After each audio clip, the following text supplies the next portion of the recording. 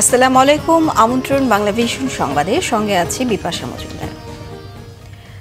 রাজধানী সহ সারা দেশে সকাল থেকে মাঝারি থেকে ভারী বৃষ্টিপাত হচ্ছে। আগামী 7 দিন এই পরিস্থিতি অপরিবর্তিত থাকতে পারে জানিয়ে বজ্রপাত, ঝড়ো হাওয়া ও ভারী বৃষ্টির পূর্বাভাস দিয়েছে আবহাওয়া অধিদপ্তর। ভারী বৃষ্টির ফলে বিভিন্ন নিচু এলাকায় জলাবদ্ধতা ও জনদুর্ভোগ সৃষ্টি হয়েছে।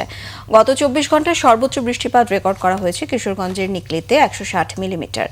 আগামী এক সপ্তাহ বৃষ্টিপাত অব্যাহত থাকতে পারে বলে সতর্ক করেছে আবহাওয়া অফিস। দীর্ঘ কয়েকদিনের খরতাপের পর এই বৃষ্টির স্বস্তির আবহ তৈরি করলেও বজ্রপাতে রাজবাড়ী ও জামালপুরের ইসলামপুরে 2 জনের মৃত্যু হয়েছে। এছাড়া মৌলভীবাজার ও নেত্রকোনার নিম্নাঞ্চল প্লাবিত হওয়ায় বিপদসীমার উপর দিয়ে বইছে মনু নদীর মৌলভীবাজার পয়েন্ট ও ভুগাই কংস নদীর জারিয়া জাঞ্জাল পয়েন্টের পানি। বন্যা পূর্বাভাস কেন্দ্র জানিয়েছে, অতিবৃষ্টি ও পাহাড়ি ঢলে সুনামগঞ্জের 10 উপজেলার হাওরের ফসল পানিতে তলিয়ে ব্যাপক ক্ষয়ক্ষতি হয়েছে। দর্শক, এই মুহূর্তে রাজধানীর কারওয়ান বাজার এলাকায় আছেন সহকর্মী মেজবা রহমান। যুক্ত হচ্ছে তার সঙ্গে। মেজবা, সকাল থেকে বৃষ্টিতে অফিসগামী মানুষের ভোগান্তির খবর জানাবেন। জি, সকাল থেকেই কিন্তু ঝুম বৃষ্টি শুরু হয়েছে রাজধানীতে, এবং আমি একটু আপনাকে জানিয়ে রাখতে চাই, এতে সব থেকে বিপাকে পড়েছে যারা অফিসগামী মানুষ রয়েছিল, শ্রমজীবী মানুষ এবং শিক্ষার্থী। অর্থাৎ কোনো রকম সতর্কতা ছাড়াই তারা বাসা থেকে বের হয়ে যায়, এবং এই বৃষ্টিতে কিন্তু তারা বেশ বিপাকে পড়েছে। আমি ঠিক এই মুহূর্তে রয়েছে রাজধানী কারওয়ান বাজারে। আমি একটু আপনাকে জানিয়ে রাখতে চাই, এই মুহূর্তে বৃষ্টি কিছুটা কম থাকলেও কিন্তু বাতাসের বেগ কিন্তু বেশ জোরে আছে। এবং আমি একটু আপনাকে জানিয়ে রাখতে চাই, আমাদের কাছে কিন্তু আবহাওয়া পূর্বাভাস থেকেও একটি তথ্য রয়েছে, যেখানে বলা হয়েছে দুপুর পর্যন্ত রাজধানী এবং পার্শ্ববর্তী এলাকায় কিন্তু আংশিক মেঘলা থাকতে পারে, এবং সেই জায়গা থেকে আমরা দেখছি আকাশও কিন্তু বেশ মেঘলা রয়েছে। এখানে যে সমস্যাটি হয়েছে বৃষ্টিপাতের কারণে, সকালে যারা অফিসগামী মানুষ ছিল তারা ঠিক সময়ে অফিসে পৌঁছাতে পারেনি, অর্থাৎ গন্তব্য যে জায়গায় সেই জায়গায় তারা পৌঁছাতে পারেনি। এবং এই মুহূর্তে আরেকটি সমস্যা আমরা দেখেছি যে যারা পাবলিক বাস রয়েছে, অর্থাৎ লোকাল বাসগুলো রয়েছে, তারা পর্যাপ্ত যাত্রী পায়নি, এবং জলবদ্ধতার কারণে কিন্তু রাজধানীতে বেশ জ্যামজটের তৈরি হয়েছে। অর্থাৎ এই একটি বড় ভোগান্তিতে পড়েছে রাজধানীবাসী। এবং আবহাওয়া দপ্তর যে বিষয়টি আমাদেরকে জানিয়েছে, আজকে দুপুর পর্যন্ত, অর্থাৎ দুপুর 1টা পর্যন্ত বৃষ্টিপাত কিছুটা এরকম ঝিরঝিরে থাকলেও কিন্তু বাতাসের যে বেগ সেটি কিন্তু চলমান থাকবে, এবং বিকাল 5টা থেকে কিন্তু আবারও জোরে, অর্থাৎ মাঝারি আকারের বজ্রপাতের একটি সম্ভাবনা রয়েছে। এবং ঢাকার বাইরেও আমি আরেকটু আপনাকে তথ্য জানিয়ে রাখতে চাই, ঢাকার বাইরেও কিন্তু বৃষ্টিপাতে কিন্তু বেশ কয়েকজনের মৃত্যুর খবরও আমাদের কাছে এসেছে।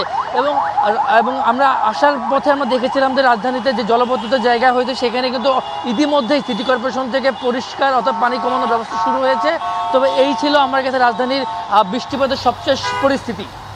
মেজবা, ধন্যবাদ আপনাকে। দর্শক, রাজধানীর কারওয়ান বাজার থেকে যুক্ত হয়েছিলেন সহকর্মী মেজবা রহমান।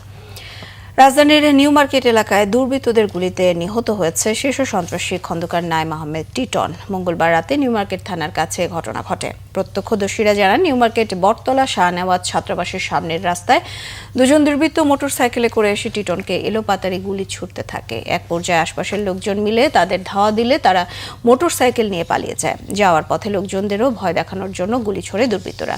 তারা দুজনই ক্যাপ ও মাস্ক পরিহিত ছিল। 2001 সালে সরকার ঘোষিত 23 শীর্ষ সন্ত্রাসী তালিকার 2 নম্বরে ছিল টিটনের নাম। পুলিশের ধারণা, শীর্ষ সন্ত্রাসীদের মধ্যকার অন্তকোন্দলে তাকে হত্যা করা হয়েছে। 2004 সালে আইনশৃঙ্খলা রক্ষাকারী বাহিনী খন্দকার নাইম আহমেদ টিটনকে ঢাকার ক্যান্টনমেন্ট এলাকা থেকে গ্রেফতার করে। 2014 সালে বাবুর ইলাহি হত্যা মামলায় মৃত্যুদণ্ডপ্রাপ্ত আসামি টিটন। তবে 2024 সালের আগস্টে তিনি জামিনে কারাগার থেকে মুক্তি পায়। যুক্তরাষ্ট্রের নির্মম হত্যাকাণ্ডের শিকার বাংলাদেশের শিক্ষার্থী জামিল লিমনের মরদেহ 2-1 দিনের মধ্যে দেশে ফেরত পাঠানো হবে বলে জানিয়েছে বাংলাদেশ দূতাবাস। হত্যার শিকার অপর বাংলাদেশি শিক্ষার্থী নাহিদা বৃষ্টির মরদেহ এখনও শনাক্ত হয়নি। যুক্তরাষ্ট্রের ইউনিভার্সিটি অব সাউথ ফ্লোরিডায় পিএইচডি করছিলেন লিমন। গত 16 এপ্রিল নিখোঁজ হওয়ার প্রায় 10 দিন পর গত শুক্রবার তার মরদেহ উদ্ধার করে পুলিশ। ওয়াশিংটনে বাংলাদেশ দূতাবাসের প্রেস মিনিস্টার গোলাম মর্তজা মঙ্গলবার ফেসবুক পোস্টে জানিয়েছেন, লিমনের মরদেহ টেম্বার কর্তৃপক্ষের কাছে হস্তান্তর করেছে পুলিশ। মিয়ামির বাংলাদেশ কনসুলেট বাংলাদেশ কমিউনিটির সঙ্গে আলোচনা করে কর্তৃপক্ষের কাছে মরদেহ হস্তান্তরের সিদ্ধান্ত নিয়েছে। এর আগে মিয়ামির বাংলাদেশ কনসুলেট লিমনের পরিবারের সম্মতি নিয়েছে। মুসলিম রীতিতে মরদেহের পরবর্তী সকল প্রক্রিয়া সম্পন্ন হবে। তিনি আরও জানান, মরদেহ দেশে ফেরত পাঠানোর প্রক্রিয়া সম্পন্ন হতে আরও 2-1 দিন সময় লাগতে পারে। হিলসবরো কাউন্টি আদালতের নথিতে প্রসিকিউটররা জানিয়েছেন, লিমনের রুমমেট হিশাম এই দ্বৈত হত্যাকাণ্ডের মূল হোতা। লিমনের রুমমেট হিশাম সালে আবু ঘরবেই যে হত্যাকারী তার সব প্রমাণ আদালতে উপস্থাপন করেছে তদন্তকারী সংস্থা। এই ছিল এখনকার মতো। পরের সংবাদ বেলা 12টায় দেখার আমন্ত্রণ রইল। এছাড়া বাংলা বিষয়ের সংবাদ ও সংবাদ সংশ্লিষ্ট অনুষ্ঠান দেখতে ভিজিট করুন www.bbnews24.com ও facebook.com/banglavishnnews। সাবস্ক্রাইব করুন youtube.com/banglavishnnews। সঙ্গে থাকায় ধন্যবাদ।